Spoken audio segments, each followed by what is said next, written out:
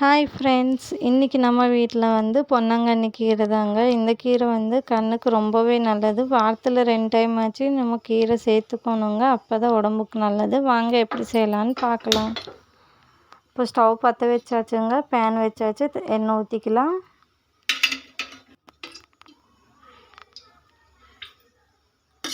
எண்ணெய் காஞ்சிருச்சுங்க. இப்போ நம்ம பூண்டு சேர்த்துடலாம்.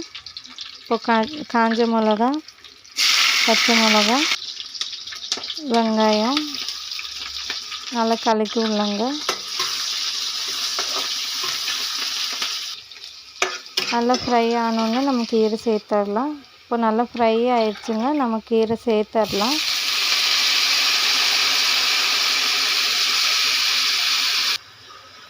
இப்போ நல்ல ஒரு டைம் கலக்கி விடலாம். எப்போவுமே கீரை போட்டோடனே உப்பு போடக்கூடாதுங்க. மஞ்சத்தூள் கொஞ்சம் சேர்த்துக்கலாம். கலக்கி விட்டு மூடி வச்சு ஒரு 10 நிமிஷத்துக்கு பார்க்கலாம். இப்போ உப்பு போட்டுக்கலாங்க. இப்போ ஒரு டைம் நல்லா கலக்கி விடலாம்.